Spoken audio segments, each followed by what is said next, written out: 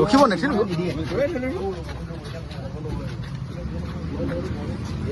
কম পাছত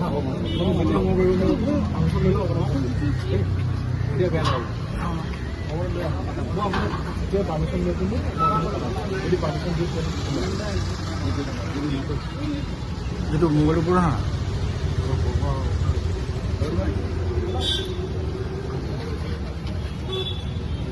এটা লৈ ইণ্টাৰভিউ এটা লৈ লওঁ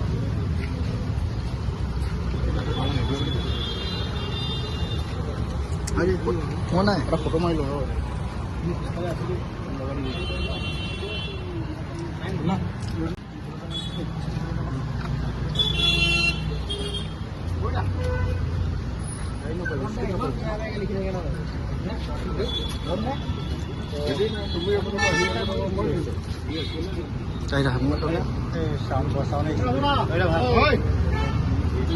এতিয়ালৈকে দিয়া নাই কিন্তু চব প্ৰথম কথাটো হ'ল গণতান্ত্ৰিক আন্দোলন আৰু গণতান্ত্ৰিক অধিকাৰ এটা মষিমূৰ কৰিবৰ কাৰণে বিজেপি দলে বিজেপি চৰকাৰে আৰম্ভণিৰে পৰা চৰকাৰ গঠন কৰাৰ পৰা তেওঁলোকে কাম কাজ কৰি আহিছে জনগণৰ গণতান্ত্ৰিক কণ্ঠক মষিমূৰ কৰিবৰ কাৰণে বিভিন্ন সময়ত বিভিন্ন কূট কৌশল ৰচনা কৰা আমি দেখিবলৈ পাইছোঁ আৰু শেহতীয়াকৈ দুলীয়াজানত হোৱা যি ঘটনা এই ঘটনাৰ পাছত আজি গণতান্ত্ৰিকভাৱে এটা আন্দোলনৰ কাৰ্যসূচী গ্ৰহণ কৰা হৈছিল অসম বন্ধৰ কাৰ্যসূচী সেই কাৰ্যসূচীত অংশগ্ৰহণ কৰা বিভিন্ন সংগ্ৰামী নেতা বিশেষকৈ বীৰ লাচিত সেনাৰ নেতা শৃংখল চলিহাকে প্ৰমুখ কৰি বিভিন্ন নেতাক কৰায়ত্ব কৰা হৈছে বিভিন্ন অঞ্চলত কেৱল মাত্ৰ দুলীয়াজানতে নহয় অসমৰ বিভিন্ন প্ৰান্তৰ পৰা আহি থকা বিভিন্ন নেতা কৰ্মকৰ্তাক এনেকৈ কৰায়ত্ব কৰি চৰকাৰে তেওঁলোকৰ স্বৈৰতান্ত্ৰিক যিটো চৰিত্ৰ গণতান্ত্ৰিক আন্দোলনৰ বিৰোধী যিটো তেওঁলোকৰ চৰিত্ৰ সেইটো চৰিত্ৰ তেওঁলোকে উদঙাই দেখাইছে আমি স্পষ্টকৈ আমি চৰকাৰক ক'ব খোজোঁ যে তেওঁলোকৰ অগণতান্ত্ৰিক ফেচিষ্ট স্বৈৰতান্ত্ৰিক যি মানসিকতা আছে এইটো বন্ধ হ'ব লাগিব আৰু অতি সোনকালে আমি শৃংখল চলিহাক আমি মুকলি কৰি দিবৰ কাৰণে আহ্বান জনাইছোঁ তাৰ লগে লগে শৃংখল চলিহাৰ উপৰিও যিসকল আমাৰ যিসকল কৰ্মকৰ্তা যিসকল নেতা যিসকলক ইতিমধ্যে কৰায়ত্ব কৰিছে সকলোকে মুকলি কৰি দিবৰ কাৰণে আমি দাবী উত্থাপন কৰিছোঁ থলগিৰি ভূমিপুত্ৰ মানুহৰ অধিকাৰ মাটি ভেটিৰ ৰক্ষা ভাষা কৃষ্টি সংস্কৃতিৰ ৰক্ষাৰ কাৰণে আমি আৰম্ভণিৰ পৰা দীৰ্ঘদিন ধৰি আমি সংগ্ৰাম অব্যাহত ৰাখিছোঁ আৰু সেইকাৰণে অসম চুক্তিৰ 6 নম্বৰ দফাৰ আধাৰত আমি যি প্ৰতিবেদন প্ৰস্তুত কৰিছিলোঁ সেই প্ৰতিবেদনত ৰাজনৈতিক অধিকাৰ সুৰক্ষিত কৰা মাটি ভেটি ৰক্ষা কৰা সম্পদৰ ওপৰত অধিকাৰ ৰক্ষা কৰা থলুৱা ব্যৱসায় বাণিজ্য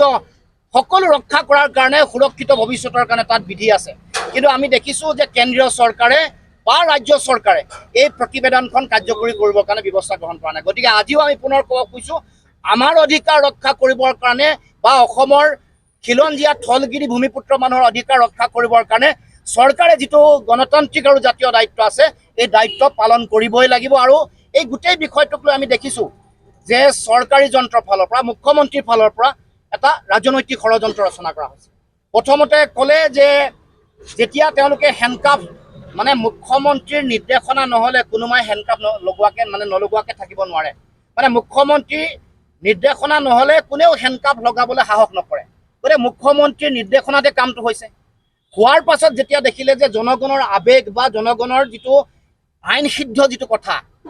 ৰাইজে ক'লে যে এইটো আইন সিদ্ধ কথা হোৱা নাই উচ্চতম ন্যায়ালয়ৰ নিৰ্দেশনা উলংঘন কৰা হৈছে মানৱ অধিকাৰ উলংঘন কৰা হৈছে উচ্চতম ন্যায়ালয়ে যিবোৰ বিধি আছে সেইমতে হেণ্ডকাফ লগোৱা হোৱা মানে এই হেণ্ডকাফ লোৱাটো বিধিপূৰ্ণ হোৱা নাই গতিকে এনেকুৱা ধৰণৰ প্ৰতিবাদ হোৱাৰ পাছত মুখ্যমন্ত্ৰীয়ে নিজৰ ষ্টেণ্ডটো সলালে নিজৰ স্থিতি সলনি কৰিলে তাৰপিছত পিছত তেওঁ আকৌ পিছদিনাখন এটা বেলেগ স্থিতি তেওঁ কৈছে যে 309 ধাৰা থকাৰ কাৰণে হত্যাৰ অভিযোগৰ কাৰণে এই কথাটো আহিলে কিন্তু পিছত FIR দেখা গ'ল যে যিগৰাকী ব্যক্তিৰ নাম আহিছে শংকৰজ্যোতি বৰা তেওঁলোকৰ নাম নাই তেওঁলোকৰ নামত তেনেকুৱা ধৰণৰ কোনো ধৰণৰ মানে FIR দিয়া নাই বা 309 এই ধাৰাটো ইয়াত সংলগ্ন হৈ থকা নাই এই গোটেই কথা বতৰাবোৰৰ মাজত এটা আমি ৰাজনৈতিক ষড়যন্ত্ৰৰ গুণ পাইছোঁ আৰু কোনোবা ইয়াৰ পৰা এই গোটেই ঘটনাটোক লৈ ৰাজনৈতিক মুনাফা আদায় কৰিবৰ কাৰণে এফালে মানুহৰ মাজত বিভাজন মানুহৰ মাজত সংকীৰ্ণতা সৃষ্টি কৰা আনফালে চৰকাৰে আকৌ খিলঞ্জীয়া মানুহক তেওঁলোকৰ অধিকাৰো তেওঁলোকে নিশ্চিত নকৰে গতিকে এই দুই ধৰণৰ দুফালে তেওঁলোকৰ লাভ হোৱাৰ খেলটো চৰকাৰে বা মুখ্যমন্ত্ৰীয়ে খেলিব খুজিছে গতিকে আমি এই গোটেই কথা বতৰাবোৰ অসমৰ ৰাইজে যাতে নিৰ্মূলভাৱে বিশ্লেষণ কৰে আৰু আমাৰ নিজৰ সুৰক্ষিত ভৱিষ্যতৰ কাৰণে আমাৰ অধিকাৰ সুৰক্ষিত কৰিবৰ কাৰণে যাতে আমি সকলোৱে আহি থাকিব লগা দিনসমূহত দৃঢ় স্থিতি গ্ৰহণ কৰোঁ আৰু আমি প্ৰশাসন যন্ত্ৰক আমি ক'ব খোজোঁ যে আইন হাতত তুলি ল'বলৈ চেষ্টা নকৰিব।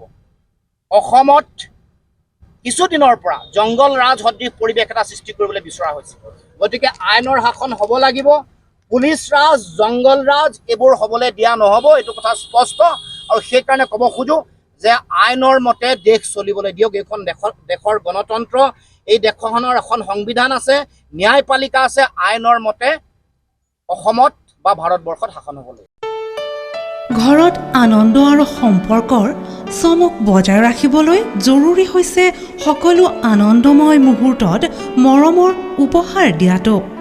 সেইবাবে মধুশ্ৰী জুৱেলাৰ্ছে আনিছে সকলো ৰঙীন ক্ষণৰ বাবে বিশেষ গহনা। হীৰাৰে হওক, সোণৰে হওক বা ৰূপৰে হওক, শ্ৰেষ্ঠ ডিজাইনছ আৰু হলমাৰ্কযুক্ত গহনাই ৰাখে সম্পৰ্কক নিখুঁত। তেনেহ'লে আজিয়ে আনক আনন্দ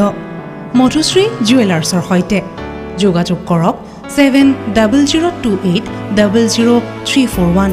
নাইবা ভিজিট কৰক LNB ৰোড, নলবাৰী, অসম।